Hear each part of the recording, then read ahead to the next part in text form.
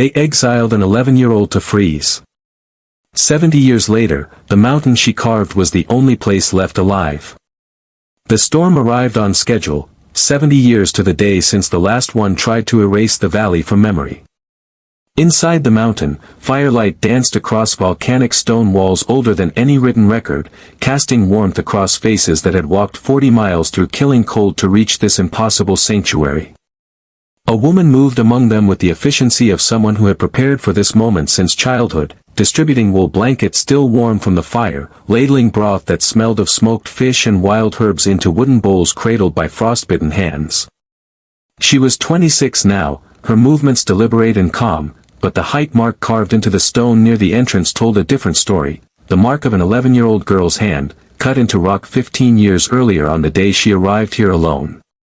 Outside, the wind howled with a voice that sounded almost human, temperatures plunging past 35 degrees below zero, but inside the carved chambers the air held steady at 52 degrees, the ancient volcanic warmth rising from deep beneath the earth exactly as the journals had promised it would.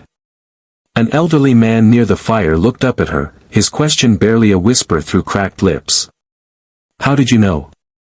She touched the height mark on the wall, her fingers tracing the rough edges she had carved with a salvaged hatchet blade, and for a moment she was 11 again, standing barefoot on cold wooden planks in the village council chamber, clutching her grandmother's journal against her chest while 7 adults decided her fate. The autumn light that day had been golden, almost gentle, streaming through windows that overlooked harvest fields heavy with grain. Dust motes drifted lazy and unconcerned through the sunbeams while she stood before the council table, her voice steady despite the trembling in her hands. She had explained everything exactly as her grandmother had taught her, the ice core patterns that repeated in 70-year cycles, the early migration of geese 4 weeks ahead of their usual departure, the way moss had begun growing thick on the north faces of trees that typically stayed bare until deep winter, the crystallization of pine sap in October when it should have remained liquid until December. The journal was open in her hands, filled with her grandmother's meticulous observations spanning 40 years of weather tracking, annotated with cross-references to historical records from the Great Freeze that had killed 200 people 7 decades earlier. The council members had listened with expressions ranging from polite concern to poorly concealed amusement, their chairs creaking as they shifted weight, the smell of hay and wood smoke drifting through the chamber from the celebration being prepared outside. The council leader, a gray-bearded man with kind eyes that had watched her grow from infancy, leaned forward with a patronizing gentleness that somehow hurt worse than open mockery. "Child," he said, his voice carrying the same tone he might use to explain why thunder follows lightning, "where did you learn such fanciful tales?"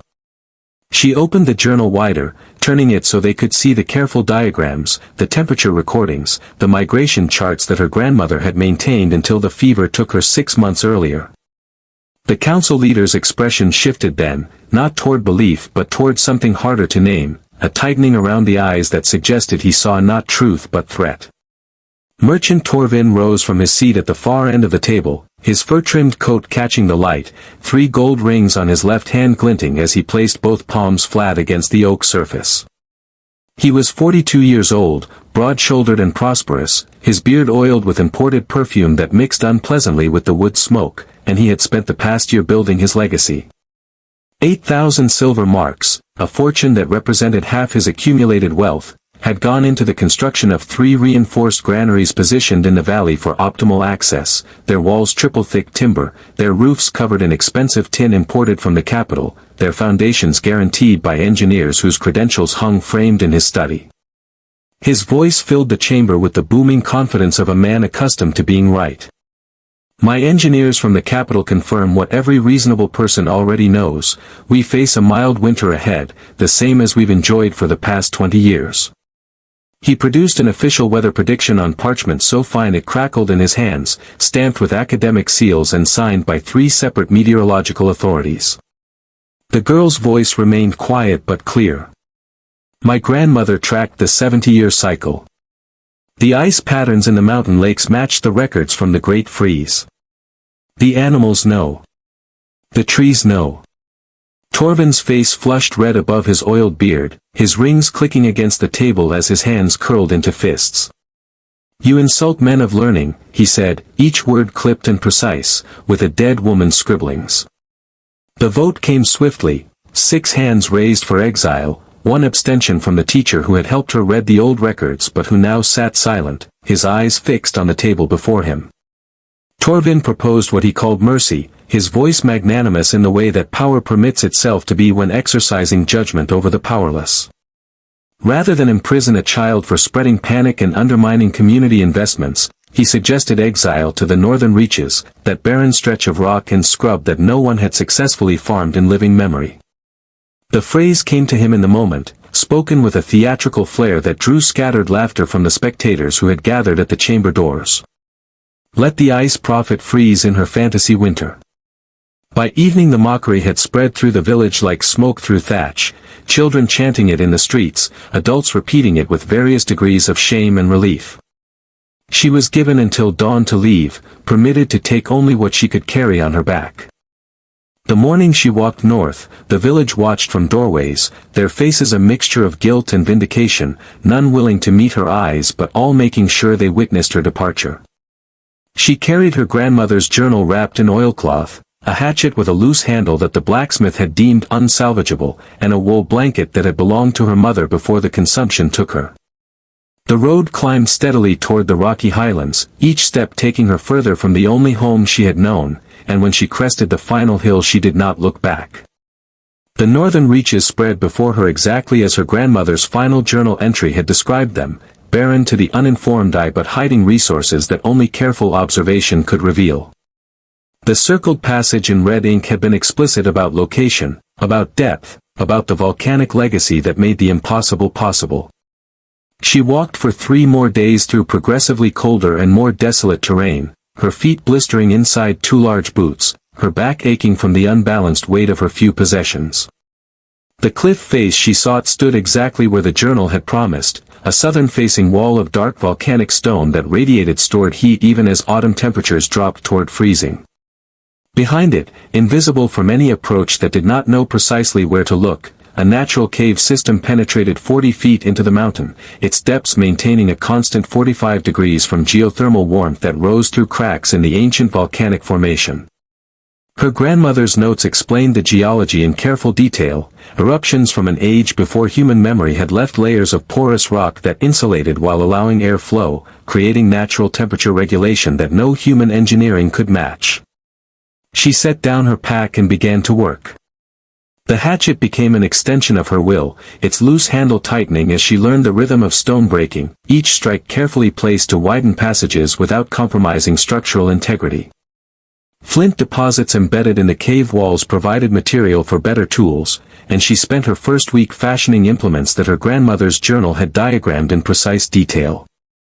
The cave system expanded under her methodical attention, chambers taking shape according to a design that balanced storage, living space, and ventilation with mathematical precision. She carved ventilation channels at angles that created natural circulation, cold air drawn down through lower passages while warm air rose through carefully positioned outlets, the temperature differential driving constant airflow without any mechanical intervention. The main storage chamber she hollowed to maintain temperatures between 35 and 38 degrees, perfect for preservation without freezing. An inner sanctum took shape behind 3 layers of insulation, clay packed between salvaged timber frames covered with layered hide she traded her mother's silver wedding band to obtain from a trapper who asked no questions. By the time the first snow fell, 6 weeks earlier than the village had experienced in 2 decades, she had carved a living space where fire-heated stones retained warmth for hours, where stored water never froze despite exterior temperatures that would split oak trees, where food could be preserved through the longest winter in living memory.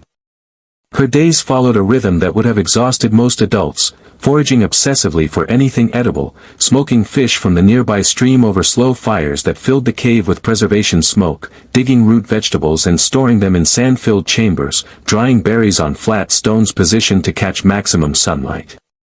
The night the first significant snow began to fall, she had 200 pounds of preserved food, 15 distinct layers of thermal insulation in her sleeping chamber, and a fire pit surrounded by stones that absorbed heat during burning and radiated it for 6 hours after the flames died. She stood at the cave entrance watching the flakes begin their descent, each one catching the last light of day, and whispered her grandmother's philosophy to the empty air. Nature provides for those who listen, not those who command. In the village 40 miles south, merchant Torvin stood before a crowd of 300 celebrating the completion of his granaries, a ribbon stretched across the entrance to the largest structure. The final cost had exceeded even his generous estimates, 8,000 silver marks that represented the largest private infrastructure investment in the village's 200-year history. 40 tons of grain, vegetables, and preserved meats filled the 3 buildings to capacity, their tin roofs gleaming in the afternoon sun, their valley location chosen specifically for ease of access during the lean months ahead. Torvin cut the ribbon with silver scissors, his voice carrying across the assembled crowd with the particular satisfaction of vindication. Engineering defeats superstition. The celebration lasted into evening, champagne poured from bottles that cost more than most families spent on food in a month, toasts raised to progress and wisdom and the triumph of education over ignorance. What none of the engineers had adequately considered, what the expensive meteorological predictions had failed to account for, was that valleys collect cold air like bowls collect water. The tin roofs had been designed to shed summer rain, calculated to support 200 pounds of snow based on the heaviest accumulation recorded in the past 20 years.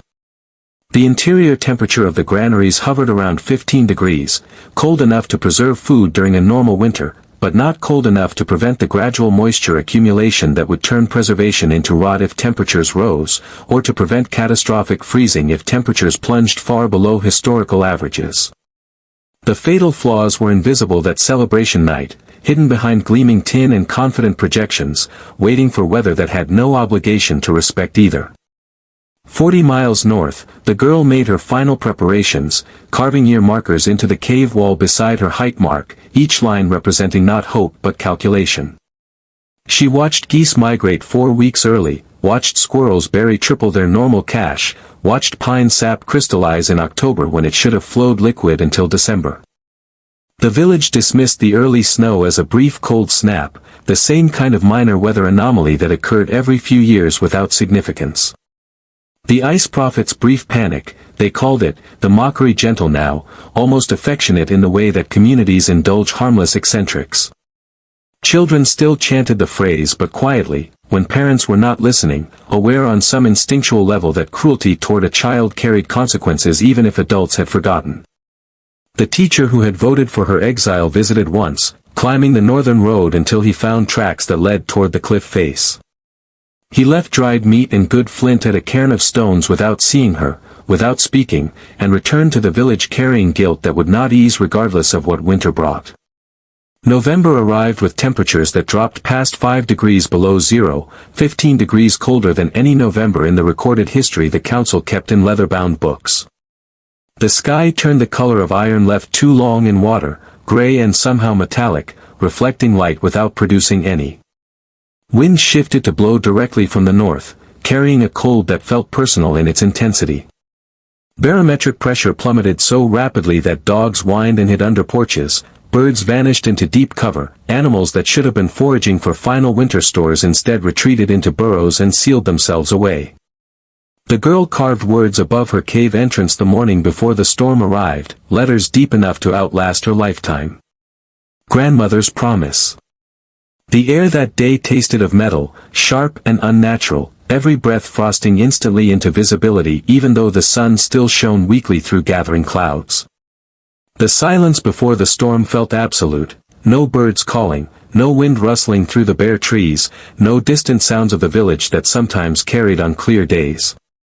She sealed the outer ventilation channels with fitted stones that could be removed from inside, checked her food stores one final time, and retreated into the mountain.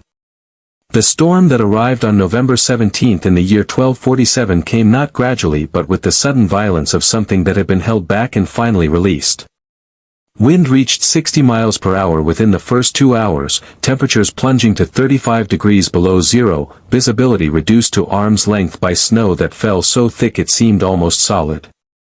Within 6 hours the accumulation reached 4 feet on level ground, drifting to 12 feet wherever the wind found purchase. Torvin's granaries, positioned in the valley for convenient access, disappeared beneath snow that piled against their walls like ocean waves frozen mid-crash.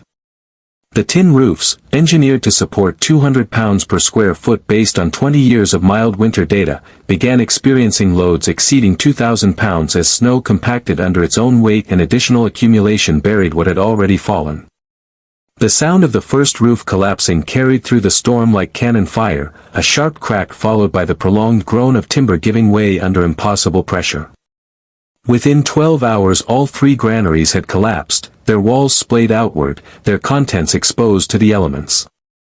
The valley location that had promised such convenient access created a microclimate 45 degrees below zero as cold air pooled in the low ground with nowhere to dissipate. 40 tons of carefully stored food froze solid in temperatures cold enough to shatter cell walls, and when the collapsed buildings exposed grain and vegetables to moisture from the continuing snowfall, preservation became impossible. 8,000 silver marks of investment transformed into 40 tons of ruined, ice-locked waste that would feed no one. The village homes, constructed with single-wall timber adequate for the mild winters that had become expected, proved catastrophically inadequate. Families had calculated firewood needs based on historical usage, 3 cords per household to last from November through March.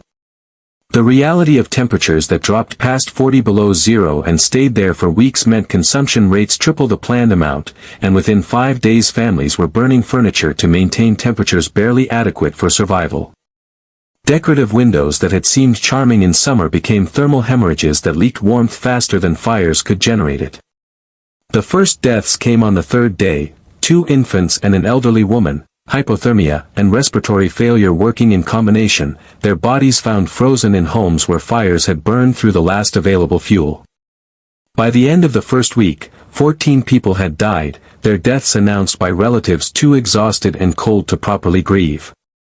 Livestock froze in barns that had never been insulated, water sources locked beneath ice too thick to penetrate with available tools, and hunting became impossible in whiteout conditions that turned a trip to the neighboring house into a potentially fatal journey. Torvin's mansion, the largest private residence in the village, became a monument to the futility of wealth without wisdom. Its grand rooms with their high ceilings and large windows, designed to impress guests with their scale and elegance, proved impossible to heat. He burned his imported furniture first, the chairs from the capital, the table that had hosted the council meeting, the decorative shelves that had held his academic weather predictions. When the furniture ran out he burned books, then wall panels, then the interior doors, each sacrifice buying a few more hours of survivable temperature in rooms that grew progressively smaller as he retreated toward the single fireplace still functional. 8,000 silver marks could not purchase heat when the wood ran out and the storm showed no sign of ending. The storm lasted 11 days without break, then continued intermittently for 6 more weeks, each brief clearing raising hopes that were crushed when the next wave arrived. The death toll climbed past 47 by the end of the 3rd week, including families 12 huddled together in small bodies could not maintain 3 generations despite their parents' desperate efforts, burning the last scraps of anything combustible while outside the wind screamed and the snow continued its relentless accumulation. Starvation began on day 20 as the last of the preserved food ran out and hunting remained impossible, the desperation of empty bellies combining with the relentless cold to create a suffering that had no historical precedent in living memory. The teacher, now 64 years old, his fingers blackened with frostbite and his body withered by calorie deficit, whispered to Torvin through cracked lips on the 14th day of the storm. The girl. She knew. She might have survived. She might have. He could not finish the sentence, the implications too vast and terrible to speak aloud. Torvin sat in what remained of his study, the room stripped to bare walls, burning the last volume of his engineering manuals for a few minutes of warmth. His face had changed over 2 weeks of starvation and cold, the flesh sunken, the confident bearing collapsed into something hollow, the voice that had boomed across council chambers now barely able to rise above a whisper. The decision came without discussion, beyond speech, simply understood. When the storm broke briefly on day 14, a gap of perhaps 2 hours when visibility extended beyond a few feet, Torvin stood and began preparing for a journey that would almost certainly kill him. 3 others volunteered, the teacher despite his frostbite, a young hunter whose strength had not yet been completely consumed by starvation, and the village healer who understood that staying meant watching the rest of the population die slowly. They gathered what pathetic resources remained, scraps of food that amounted to perhaps one day's rations if carefully divided, makeshift snowshoes constructed from barrel staves and rope, and a crude map based on the direction the girl had walked 3 months earlier. The calculation was simple and brutal. 40 miles through winter conditions with inadequate supplies meant death was more likely than success, but staying guaranteed death with absolute certainty, and there remained the possibility, however remote, that an 11-year-old child had somehow survived in the barren northern reaches where no one had successfully lived in memory. The village gathered what remained of its population to watch them leave, 340 residents reduced to less than 300, their faces hollow and exhausted, their eyes reflecting no hope but witnessing the attempt because bearing witness felt like the last act of community available. Torvin led them north without ceremony or speech, following a landscape transformed into an alien geometry of snow and ice where familiar landmarks had vanished beneath white that extended to every horizon. They walked in single file to conserve energy, each person stepping in the tracks of the one ahead, their breath freezing instantly into ice that coated their scarves and made breathing through fabric feel like drowning. By nightfall of the first day they had covered perhaps 8 miles, and they huddled together in a snow cave that the hunter excavated with hands that no longer felt pain from cold because the nerves had begun shutting down. The second day brought another storm that reduced visibility to arm's length, and they walked by compass and faith, Torvin navigating by memory of maps he had seen years earlier, each step an act of will over a body that had already begun the process of shutting down. From her cave entrance, the girls saw smoke signals on the southern horizon during a brief clearing on the 4th day after they had left the village, the distress pattern that travelers used when lost or dying, 3 columns rising and dispersing, 3 more, then silence. She prepared immediately and without hesitation, assembling a rescue beacon that would be visible for miles. Green pine branches on hot coals produced thick white smoke that rose in a steady column against the gray sky, a lighthouse signal for people drowning in white.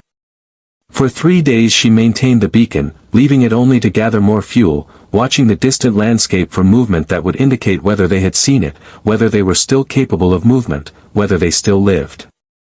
On the morning of the 4th day she strapped on snowshoes she had woven from willow branches during the first weeks of her exile, tested the rough frame sled she had constructed from memory of her grandmother's diagrams, and ventured out into cold that burned exposed skin in seconds. She found them 2 miles from her cave, a distance that would have taken healthy adults perhaps 30 minutes to cover but which had consumed their last reserves of strength over 6 hours of crawling progress. The hunter lay unconscious in the snow, his breathing shallow and irregular. The teacher was trying to carry Torvin, both men so depleted that their combined weight would not have challenged a healthy child. The healer sat in the snow, hypothermic and unresponsive, her eyes open but unfocused. The girl was 11 years old, weighed perhaps 70 pounds, and possessed the absolute certainty of someone who had prepared for exactly this moment. Her voice cut through their delirium with calm authority. "Follow me. Stay in my footsteps exactly." She loaded the hunter onto her sled, a construction of woven branches that distributed weight across a wide surface area and slid over snow rather than sinking through it. She supported the teacher on one side while he half-carried Torvin on the other, the 3 of them moving in a shuffling rhythm that covered perhaps 50 feet per minute. The healer she guided by hand, pulling her upright when she tried to sit, speaking continuously in a voice that allowed no argument. The cave entrance appeared first as a darker shadow against dark stone, then as a specific opening that exhaled warm air visible against the killing cold. They stumbled inside and the temperature differential hit them like a physical force, from 40 below zero to 52 degrees in the space of 10 feet, the shock of warmth almost as dangerous as the cold had been. She moved among them with practiced efficiency, removing wet clothing that would continue leaching heat even in warmth, wrapping them in dry wool that had been stored near the fire, positioning them by the flames but not too close because gradual warming was essential to prevent shock. Hot broth came first, just a few sips, the warm liquid beginning the process of internal heating that would take hours. She treated frostbite with willow bark tea for pain and honey poultices on blackened fingers, wrapped damaged tissue in moss bandages that her grandmother's journal had described for exactly this purpose. They sat in silence, their hands shaking around wooden bowls, tears freezing on their cheeks from something beyond cold or pain. The hunter's whisper came first, his voice hoarse and wondering. "This is, you built heaven." The girl's response carried no triumph, no vindication, just simple statement. "I built what grandmother taught me." They slept for 16 hours straight, their bodies claiming rest that had been denied for weeks, and when they woke she had prepared food and heated water for washing and laid out dry clothes salvaged and mended over weeks of solitary preparation. The teacher asked the question that mattered most, his voice still weak but steady. "How many can this place hold?" Her answer came immediately, the calculation completed weeks earlier. 40 people comfortably. 60 if we ration carefully. The winter will last 5 more months. The teacher stood, his legs shaking but his resolve visible in how he steadied himself against the stone wall. "I'm going back. They need to know. They need to come here." She nodded once and handed him a pack she had already prepared, dried food, proper snowshoes, a map she had drawn showing the most efficient route, and a letter written in careful script explaining the cave's capacity and the supplies that would be needed. The teacher and healer departed at dawn on the second day, moving slowly but with purpose, following her marked trail back toward the village. Torvin and the hunter remained, too weak to travel and too necessary to the preparation work that would be required. She put them to work the moment they could stand, expanding cave chambers, improving ventilation, organizing storage for the influx she knew would come. Torvin took orders from an 11-year-old girl without question or resentment, his body moving with the mechanical obedience of someone who had seen his certainties collapse as completely as his granaries. 18 days after the storm began, the teacher and healer reached the village and spoke 4 words that spread through the population faster than fire through dry timber. "The Ice Prophet lives." News of the sanctuary traveled from house to house within an hour, carrying details that seemed impossible but which came from reliable witnesses: shelter maintaining 50 degrees when exterior temperatures reached 40 below, food stores adequate for 60 people, water that never froze, and most impossible of all, the child they had mocked and exiled not only surviving but prepared to save them. The exodus began within hours, families packing what little remained, beginning the 40-mile journey in stages based on strength and capability. She had calculated routes and rest points, identifying 3 locations where groups could shelter overnight using her same principles of snow caves and shared warmth. Over 2 weeks, 60 people arrived at the cave entrance in groups ranging from 3 to 12, each group greeted by the girl who organized them with the efficiency of an experienced administrator. She assigned sleeping rotations to maximize warmth and minimize crowding, calculated food rations with mathematical precision that would stretch supplies through 5 more months, organized work assignments that kept people active and purposeful rather than idle and despairing. The cave system expanded under coordinated labor, additional chambers carved and ventilated, sanitation systems established that prevented disease in close quarters, childcare rotations that allowed parents to work while ensuring the youngest members of the community remained supervised and warm. The mockery phrase transformed through organic usage rather than declaration, Ice Prophet, spoken first with hesitation, then with respect, finally with reverence that recognized not supernatural power but proven wisdom. Children who had chanted the phrase in mockery 3 months earlier now followed her with an awe that bordered on worship, watching how she moved, listening to her explanations, absorbing knowledge that their parents had dismissed. She taught while working, showing them her grandmother's journal, explaining ice core patterns and migration tracking and the humility required to observe nature rather than command it. Every decision was explained, every calculation shared, every principle demonstrated through practical application. Torvin worked harder than anyone, his body still bearing the marks of starvation but his hands steady on stone and timber, his voice deferring to her judgment in all things. The transformation from merchant prince to laborer had stripped something essential from him, but what remained seemed somehow more real than what had been lost, pride replaced by purpose, certainty by willingness to learn. On the 45th day of winter, the village elder who had survived the exodus asked her to lead council decisions regarding rationing and work schedules. She was 11 years old, her hands scarred from tool work and her face smudged with stone dust, and when she spoke adults 3 times her age listened with the attention they might give to scripture. The storm finally broke on the 73rd day, February 12th, the wind dying to nothing and the sky clearing to reveal stars that seemed close enough to touch. Silence fell across the mountain, profound and absolute, broken only by breathing and the crackle of fire.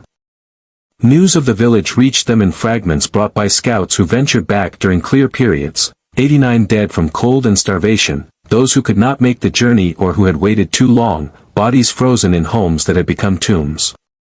The sanctuary recorded 0 deaths, 60 people surviving conditions that would have killed them all without exception.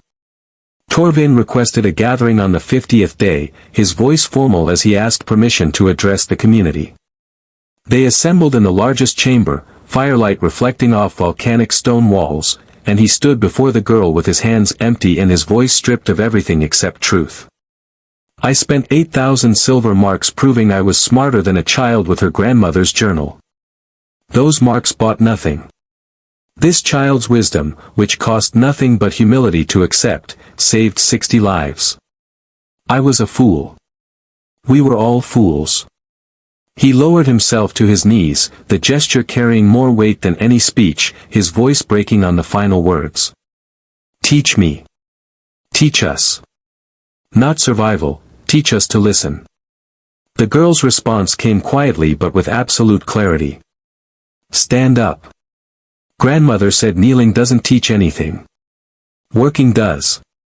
He stood, and she handed him a journal of blank pages bound in leather she had prepared weeks earlier. Start recording. Temperature, wind, snow depth, animal behavior. Every day. Your children will need it 70 years from now. The gesture completed something that words could not, transforming guilt into purpose, shame into responsibility, the merchant who had mocked knowledge into a student who would preserve it. Spring arrived in late March with thaw that came gradually rather than suddenly, water beginning to flow again, snow compacting and retreating, the first birdsong in 4 months sounding almost alien after the silence of winter. They emerged from the mountain in stages, checking conditions, ensuring safety, finally descending toward the village that had exiled one and failed to protect the rest. The village they returned to bore scars that would take years to heal, collapsed buildings, frozen bodies awaiting burial, storage structures that had failed their singular purpose. But the people who returned were not the same population that had left. They began rebuilding with new philosophy, every structure incorporating principles learned in the cave, insulated sanctuary rooms, proper ventilation systems, geothermal heating where volcanic geology permitted. Torvin liquidated his remaining assets without hesitation, spending 12,000 silver marks to fund a community granary built into hillside caves using the girl's specifications, more than he had spent on the vanity project that had killed dozens. The girl became the official weather keeper at age 11, a position created specifically for her that carried authority superseding the council in matters of seasonal preparation and disaster response. She trained apprentices who she selected not for intelligence but for humility, the willingness to observe without assumption, to record without ego, to preserve knowledge for generations who would need it. The transformation from mockery to honor completed itself through organic cultural adoption rather than official decree. Children learned her story not as miracle but as example, the importance of listening to knowledge regardless of its source. The philosophy spread to 3 neighboring settlements over 15 years, building codes changing to reflect lessons learned in blood and ice, weather prediction formalized into multi-generational observation rather than academic theory. Her personal life unfolded with the same quiet competence she brought to everything. She married at 19 to the young hunter from the rescue party, now 24 and serving as her primary assistant in weather tracking. They had 2 children who she trained from age 5 in the methods her grandmother had taught her, the journal passing to another generation along with the responsibility it represented. Teaching became her primary occupation, her voice in council meetings carrying weight that transcended age or formal authority, her approval required for any major community decision that involved resource allocation or seasonal preparation. When winter arrived early again at age 26, following patterns that her records had predicted with precision, the response demonstrated how completely the culture had transformed. The entire region prepared months in advance based on her warnings, stores adequate and shelter properly insulated, and when the snow came heavy and the cold descended past 40 below, the death toll across 4 settlements numbered 0. The vindication she might have claimed remained unspoken. Her satisfaction came not from being proven right but from the prevention of suffering, from knowledge applied rather than knowledge ignored. She developed a slow fever at age 43, a lung infection born from a lifetime of work in cold and damp that even her knowledge could not prevent. She recognized it as terminal within days, the progression matching descriptions in medical texts she had studied, and she used her remaining strength to ensure complete knowledge transfer. Her replacement had been training for years, her eldest daughter now 22, along with 3 other apprentices who had demonstrated the necessary combination of precision and humility. She taught from her bed through 6 months of gradual decline, reviewing weather patterns, confirming cycle predictions, ensuring that nothing essential would be lost when she died. Her grandchildren read her great-grandmother's original journal aloud to her, the words coming full circle, wisdom preserved across 4 generations through careful observation and humble recording. She died on a clear winter morning, frost patterns on her window matching drawings in the journal with such precision that it seemed the universe itself was confirming the patterns she had spent her life documenting. The funeral drew over 400 people, survivors from the winter that had validated her warnings, their children and grandchildren, leaders from settlements that had adopted her methods. Torvin delivered the eulogy at age 74, his voice still carrying strength despite the years, his words simple and devastating. She saved my life twice, once from winter, once from my own pride. They buried her beside her grandmother's grave on a hillside overlooking the northern reaches, the cave entrance visible in the distance, exactly as she had requested. The village council voted unanimously to rename the settlement Keeper's Haven, the designation making permanent what had already become informal practice. Her cave sanctuary received official designation as both historical site and emergency shelter, maintained in perpetuity with supplies refreshed annually, a resource available to any who needed it exactly as she had made it available to those who had exiled her. The Festival of Listening was established as annual commemoration, held every November 17th on the anniversary of the storm that had proven her wisdom, a day when work ceased and communities gathered to share knowledge across generations. Her daughter assumed the Weather Keeper role with the same quiet competence, the traditions continuing without interruption, and 50 years after that first terrible winter another severe cycle arrived as the patterns had predicted.